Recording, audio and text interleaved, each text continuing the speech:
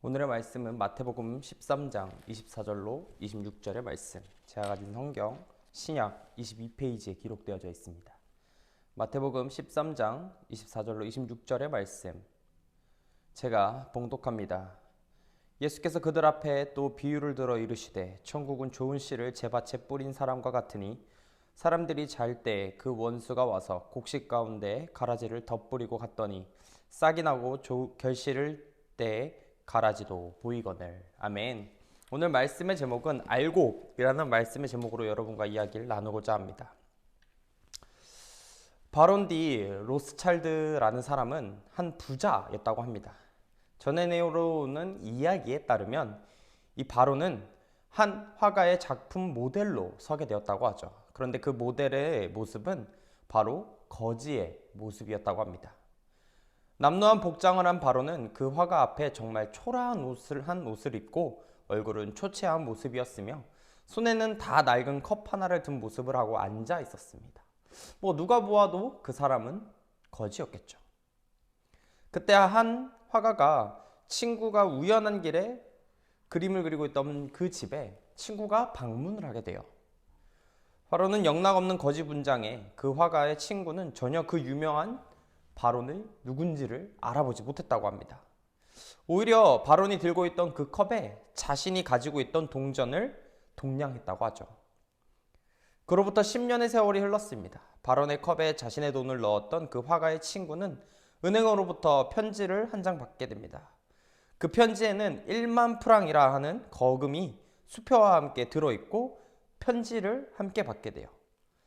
그 내용은 이렇습니다. 과거 어느 날 당신은 아리 셰펄의 화실에서 바론 디 로드칠드 씨에게 동전 한 입을 적선해 준 적이 있습니다. 로스칠드 씨는 그날 받은 돈으로 투자를 해서 다음과 같은 이유를 남겼기에 당신에게 돌려줍니다. 선한 행동은 선한 행운을 가져다 줍니다. 한 선한 행동이 가졌던 그 커다란 상급은 이루 말할 수 없는 큰 값으로 돌아오게 됩니다. 오늘의 말씀은 이와 마찬가지로 우리에게 전해져야 될 그 값의 근본인 알곡에 대해 여러분과 이야기를 나눠보고자 합니다.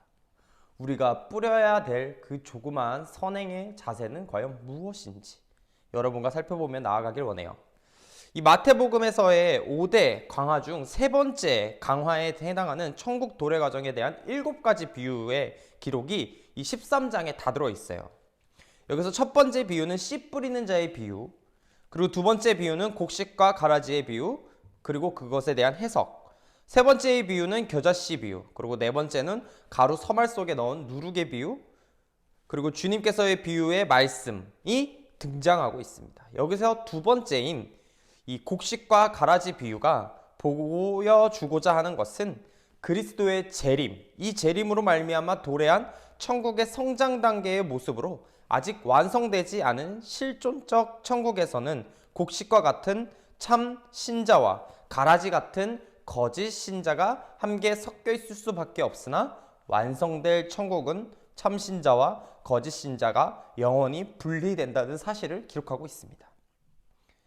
그 다음으로 나오는 세 번째, 네 번째 비유는 겨자씨 비유와 누룩 비유인데 다 같이 천국의 확장과 관련된 비유를 가지고 있어요. 즉 이 두 비유는 처음에는 아주 미미하게 시작하나 천국이 점차 성장하고 확장하여 마침내 온 세상에 있는 사람들이 참된 안식과 평안을 제공하고 큰 영향력을 발휘하게 된다라는 사실을 우리에게 보여주고 있습니다. 이 중 특히 겨자씨 비유가 천국의 외적 성장과 관련된 이야기라면 이 누룩의 비유는 천국의 내적 성장과 새롭게 할 것이 무엇인지, 천국 복음이 온 사회 전반적으로 끼치며 이루어 나갈 새로운 변화가 무엇인지를 우리에게 시사하고 있다는 것입니다. 한편 본문에 주님께서 가르쳐 주신 이 말씀, 천국을 비유로 가르치신 이 말씀의 비유의 이유를 잘 밝히고 있는가 한 반면에 선진자의 예언 또한 함께 이루기 위함을 우리에게 전달하기 위해서 내용을 정리하고 있다는 것이죠. 그래서 오늘의 본문은 내외 모든 면에서 함께 어루어 살펴보아야 될 말씀이라는 겁니다. 그래서 24절의 말씀엔 가라지 비유에 시작하는 구절로 등장하고 있죠.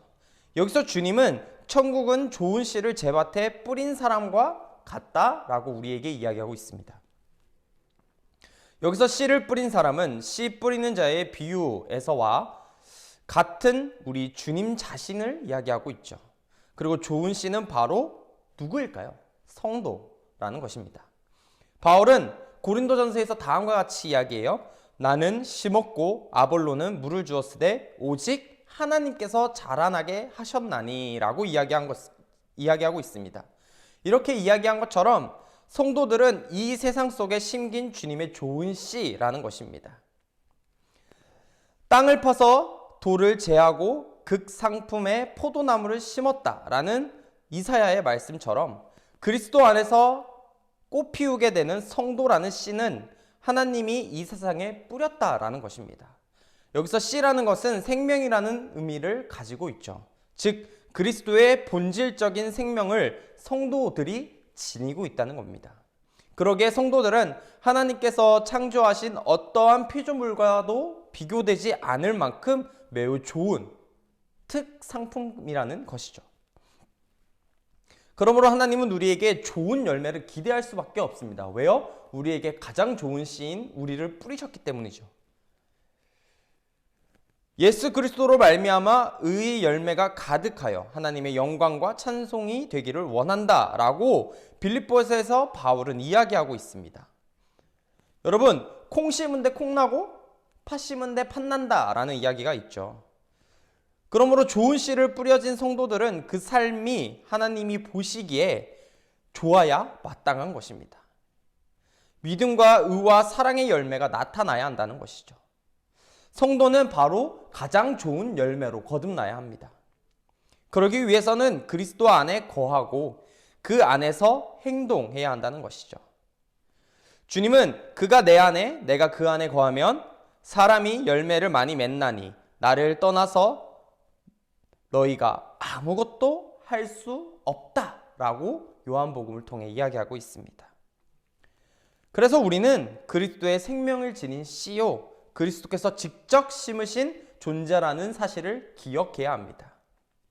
하나님의 은혜에 응답하며 좋은 신앙의 열매를 산출하는 것이 우리의 본분이요 신앙생활의 목적이라는 것이죠. 회개의 열매, 성령의 열매, 전도의 열매, 그리고 훗날에는 영생의 열매까지 맺는 것이 바로 우리의 삶, 특별한 성도로서의 책임감을 가질 이유라는 것입니다.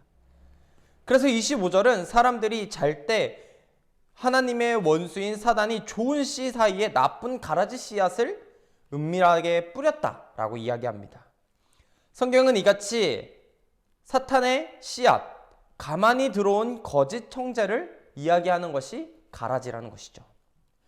여러분, 교회 안에도 가라지 씨앗이 없을까요? 아닙니다. 오히려 더 좋은 상품 옆에는 더 많은 영양분을 갉아먹기 위해 나쁜 씨앗들, 가라지가 충분히 존재합니다. 그러므로 성도들은 그러한 가라지 씨앗이 교회에 들어오지 못하게 잘 경계해야 할 필요가 있습니다. 좋은 씨앗을 분별하여 그들과 함께 잘 어우러지되 나쁜 것은 거를 수 있는 것이 그리스도의 올바른 관계라는 것이겠죠. 적은 누르기 온 떡덩이가 영향을 미치듯 소수의 불량한 거짓 형제와 이단성을 지닌 사람들 때문에 아마도 교회라고 하면 우리 주변에 많은 사람들이 불신과 믿음을 가질 수 없는 존재처럼 여겨질 때가 많습니다. 그러기에 초대 교회도 처음에는 전도하기에 힘썼어요. 부족하니 많이 모으려 했습니다. 그 후에는 아나니아와 삽비라 같은 거짓 성도를 가려내는 일에 힘썼다는 것이죠. 더 나아가서는 이단 사이비 이 모든 것들을 예방하여 판별하고 축출하는 것에 우리가 힘쓸 수도 있어야 한다는 것이죠. 성경을 기록한 목적 중 한 가지도 거짓된 자들의 활동을 예방하려는 것이었으므로 기독교의 교리나 법도 같은 목적으로 사도와 교부들이 이 성경을 잘 정리한 거 계십니다. 그런데 우리는 이 성경을 잘 정리했음에도 불구하고 성경을 바라보고 성경을 읽기보다 다른 것에 더 치중하는 까닭으로 인해 잘못된 가라지들과 함께 나아가는 경우가 간혹 아니 종종 많이 생긴다는 것입니다. 그러므로 많은 사람들이 전도하는 일에, 즉 교회가 성장하는, 수적으로 성장하는 일에만 힘쓰다 보면 그 내실이 무너지게 되어 있다는 것이죠. 전도한다라는 그 품 안에 과연 우리의 마음이 그리스도를 향한 올바른 마음이 아니라면 우리가 사단의 씨 뿌리는 자들과 어찌 다르다 이야기할 수 있겠습니까? 단순히 숫자적 성장, 숫자의 성장이 잘못됐다 이야기하는 것 아닙니다. 좋은 그리스도인들이 좋은 교회에 많이 모여 같이 예배드리고 하나님을 찬송하는 시간 매우 중요하나 우리가 살아가야 될 이 세상에는 그러한 것보다 더 중요한 것, 우리가 바라봐야 될 세상은 그리 녹록치 않아 항상 가라지들이 존재한다라는 사실을 기억하며 우리는 그 씨를 제대로 걸러낼 수 있어야 합니다.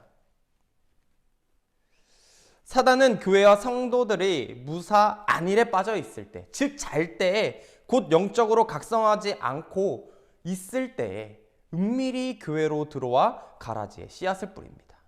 그러므로 우리는 영적으로 안일한 자세를 고쳐야겠죠. 늘 깨어 사단의 침투를 경계하며 교회 생활의 믿음 생활을 언제든 이어나가야 합니다. 26절은 가라지라는 거짓 곡식이 드러날 때 주님이 지적하신 내용이 나와요. 이 가라지는 헬라어로 지자니온이라는 단어로 부르는데 가짜 밀이라는 것입니다. 흔히 독복달이라고 독보리라고 불리죠. 이 지자니온은 그 생긴 모양이 처음에는 밀이나 보리와 매우 흡사합니다. 그러나 결실할 때가 이르렀을 때 그 정체가 드러난다는 것이죠. 여기는 우리에게 중요한 이야기를 하나 해줍니다. 주님은 결실할 때, 곧 마지막 때에 거짓 성도, 즉 사단이 몰래 심은 자들과 그 정체가 드러날 것이라는 것을 우리에게 이야기하고 있어요. 이 말씀은 종말 때에 그 진위를 가려서 심판하시겠다는 말씀입니다. 그러나 이는 우리가 살아가고 있는 이 세상에서 우리에게 지혜를 주시는 말이에요. 우리에게 너무 먼 말이다 라고 느낄 필요가 없다는 것이죠.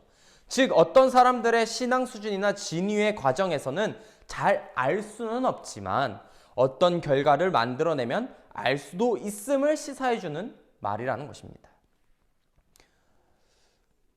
주님은 그 열매를 보고 그 사람의 됨됨이를 알 것이라 교훈하셨습니다. 열매라는 말의 의미는 아마 결과라는 뜻과 같을 겁니다. 결과가 닥쳐올 때 사람들은 그 본색을 드러냅니다.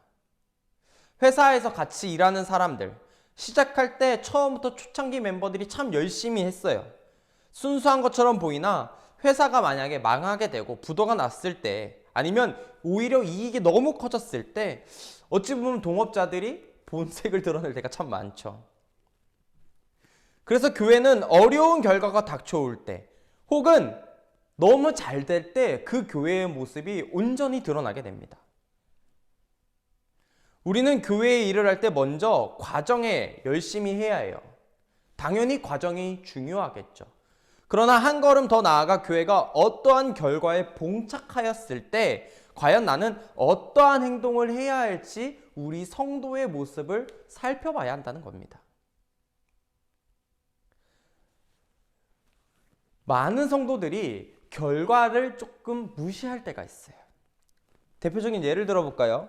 여름 성경학교, 여름 수련회, 전교인 축제, 다양한 방법의 교회는 행사들을 진행합니다.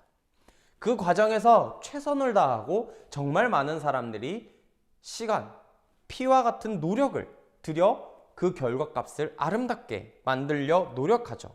하지만 그 결과를 보고서는 좋았노라, 잘됐노라 칭찬만 할 뿐 되돌아보아 잘못된 점을 지적하기는 힘든 경우가 교회에선 많이 있습니다.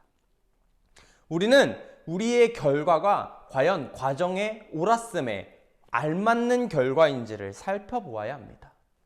잘 되었는가? 잘못되었다면 과연 무엇이 문제였는가? 왜냐고요? 그 모든 것들이 하나하나 모여 결국 구별되는, 즉 주님께서 구별하시겠다 이야기하는 그때에 우리는 과연 바르게 살아간 미랄이 될 수 있는 알곡이 되었는가 우리는 생각해 보아야 한다는 것이죠. 우리가 살아가는 세상은 아마도 많은 사람들이 과정 중심보단 결과를 중요시합니다. 과정이 어찌 되었건 결과만 좋으면 된 것 아니느냐. 저도 삶을 살아가다 보면 당연히 결과가 좋으면 과정이 조금 모자랐지만 결과가 좋았으니 다행이다 라고 생각할 때가 많아요. 오늘의 본문의 말씀 또 잘못 해석하게 되면 결과만 잘하면 되는 것 아닌가 라고 보일 수도 있습니다. 지금까지 그렇게 얘기한 것처럼 보이니까요. 하지만 과정 없이 결과도 없고 뿐만 아니라 결과 없는 과정도 없다는 것을 우리는 인지하며 살아가야 합니다. 교회가 점점 무너져가고 교회가 세상으로부터 비난받는 이유가 단지 이단 때문에, 단지 사이비 때문에 라고 비난하는 것도 어찌 보면 맞을 수 있지만 그것보다 중요한 것은 우리가 그리스도인으로 과연 알곡이 되어 살아가고 있는가, 그 과정이 바른가, 그리고 그 결과값 또한 옳았는가 생각해 보아야 한다는 것입니다. 우리가 가라지가 되지 않도록 우리 자신을 스스로 항상 잘 관리해야 한다는 것이죠. 천국의 시작은 아주 미미한 이 알곡 하나로 시작합니다. 이 알곡이 뭐라고요? 바로 저와 여러분인 성도들이겠죠. 지금은 엄청나게 많은 성장한 사람들, 그리고 엄청나게 많이 배웠지만 또 교회 안에도 엄청나게 큰 교회들이 많이 있습니다. 이 사회에서는 다양한 것들을 누리고 많은 것들을 알며 함께 즐거워하며 살아가죠. 그런데 아직도 하나의 문제는 완성되지 않음이 있다는 것, 바로 천국의 완성이라는 것입니다. 천국은 이미 임했지만 아직 완성되지 않은 그 사이에서 우리는 참 천국에 들어갈 합당한 인물인 것처럼 알곡으로 살아갈 수 있도록 우리의 마음을 항상 다잡아야 한다는 것입니다. 경건의 모양은 있으나 경건의 능력을 부인하는 자들이 바로 우리의 모습 가운데 나타나지 않도록 항상 유념해야 한다는 것이죠. 교회는 항상 아프고 고통스러웠습니다. 또한 분열과 분쟁이 항상 존재하죠. 그런데 이것을 우리의 신앙생활과 달리 거리를 두고 나와는 무관하다, 다른 교회 가면 되지가 아니라 과연 우리가 이 교회에서 바르게 나아갈 수 있는 결과값이 무엇인지 나부터 생각하며 살아가야 한다는 겁니다. 하나님은 이들을 위해서가 아니라 이 교회의 전체적인 것을 위해서인 것도 있지만 더 중요한 건 한 알이 되는 우리 한 사람 한 사람을 위해 그 아름다운 씨앗을, 가장 좋은 씨앗을 뿌렸다라는 사실을 알고 우리가 살아가는 그 모든 순간들이 각 한 구간 한 구간마다 좋은 결과값으로 가장 아름다운 열매가 되셔서 가라지와 구별되어 버려지는 삶이 아니라 하나님 안에서 알곡으로 아름다운 열매를 많이 맺고 살아가시는 저와 여러분이 되시길 바랍니다. 그래서 세상으로부터 참 그리스도인이다, 참 교회다 칭찬받고 살아가시길 간절히 바라고 서원하겠습니다. 다 같이 기도하겠습니다. 사랑이 많으신 하나님, 우리는 항상 알곡처럼 살아가려 노력합니다. 하지만 우리의 결과가, 우리의 과정이 그리 녹록치 않아 가끔은 미랄의 값을 다 하지 못할 때가 너무나 많습니다. 가라지처럼 행동하진 않았는지, 가라지처럼 다른 모양의 결과값을 내진 않았는지 우리의 삶을 되돌아보게 하여 주시옵소서. 그래서 우리의 삶이 온전히 그리스도 안에 사랑으로 인해 온전히 아름다운 열매만을 맺고 살아가 참 그리스도인이라 칭찬받고 세상으로부터 따뜻한 위로와 인정 또한 받을 수 있는 많은 그리스도인들이 생겨날 수 있도록 우리를 붙들어 주시옵소서.